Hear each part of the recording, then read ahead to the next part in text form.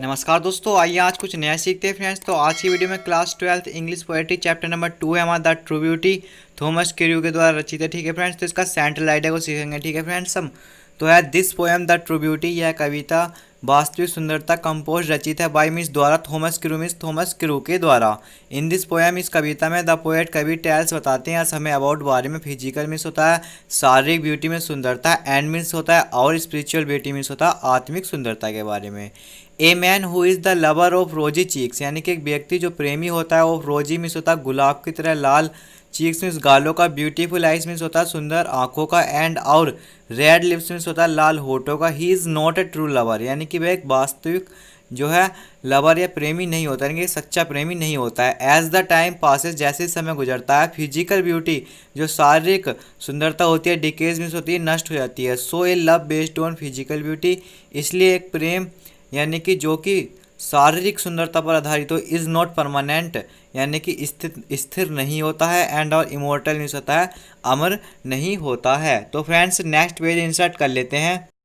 तो फ्रेंड्स हमने page insert कर लिया। ठीक है, आगे का सेंट्रल आइडिया है हमारा ऑन द अदर हैंड, यानी कि दूसरी दिशा से देखे जाए तो ए मैन हु लाइक्स, यानी कि एक व्यक्ति जो पसंद करता है, स्मूथ मीन्स होता है तेज, एंड और स्टेट फास्ट मीन्स होता है दृढ़, माइंड मीन्स मस्तिष्क को, जेंटल थॉट्स यानी कि सज्जन विचार रखता है, एंड और काम डिजायर यानी कि शांत इच्छाएं रखता है। हु, ठीक है, जो, सो इसलिए he is the true lover, वह एक सच्चा प्रेमी होता है। स्पिरिचुअल ब्यूटी यानी कि आत्मिक जो सुंदरता होती है, कंबाइंस मीन्स जोड़ती है, टू हार्ट्स दो हृदय को, इक्वली मीन्स बराबर बराबर, a love based on spiritual beauty प्रेम जो कि आत्मिक सुंदरता पर आधारित होता है, इच परमानेंट मीन्स स्थिर होता है, एंड और इमोर्टल मीन्स होता है अमर होता है। सो द पोएट जो कवि हैं, हेट्स मीन्स घृणा करते हैं फिजिकल ब्यूटी यानी कि शारीरिक सुंदरता को, विदाउट वर्चीज मीन्स होता है बिना गुणों के, बिना गुणों की जो शारीरिक सुंदरता होती है उसे जो है घृणा करते हैं। कौन? कवि थॉमस कैर्यू। तो फ्रेंड्स नेक्स्ट पेज इंसर्ट कर लेते हैं। फ्रेंड्स हमने पेज इंसर्ट कर लिया है। नेक्स्ट पेज पर एक्सप्लेनेशन फर्स्ट है हमारी, ही दैट वेस्ट अवे। ठीक है फ्रेंड्स, इसका मीनिंग मैंने जो है पहले ही समझा दिया, अगर आपने नहीं देखा तो प्लेलिस्ट में जाकर देख लीजिएगा। ठीक है, तो इसका हम संदर्भ करेंगे यानी कि रिफरेंस करेंगे। These lines are taken from the poem, यानी कि कविता से ली गई हैं लाइनें या पंक्तियाँ। द ट्रू ब्यूटी यानी कि वास्तविक सुंदरता से, कंपोज जो कि रचित है वाई द्वारा थॉमस कैर्यू के द्वारा, कॉन्टेस्ट जो प्रसंग है दो, दीज लाइन्स इन लाइनों के द्वारा पंक्तियों के द्वारा, poet describes about physical beauty यानी कि कवि जो है शारीरिक सुंदरता का वर्णन करते हैं। तो फ्रेंड्स नेक्स्ट पेज इंसर्ट कर लेते हैं।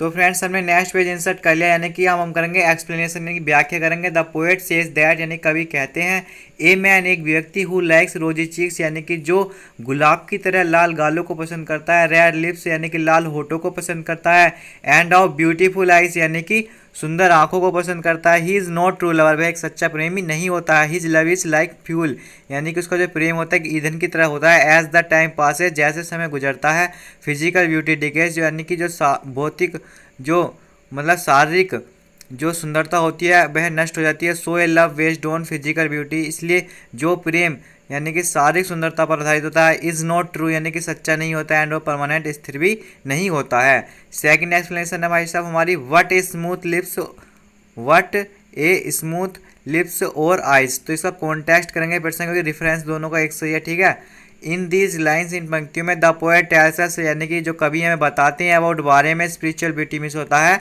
आत्मिक सुंदरता के बारे में बताते हैं। तो फ्रेंड्स नेक्स्ट पेज इंसर्ट कर लेते हैं।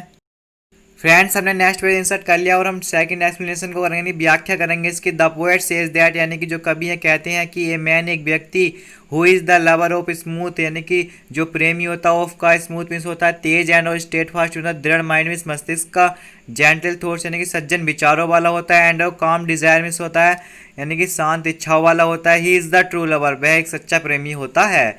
His love is never lasting, उसका जो प्रेम होता है उसका कभी भी अंत नहीं होता है।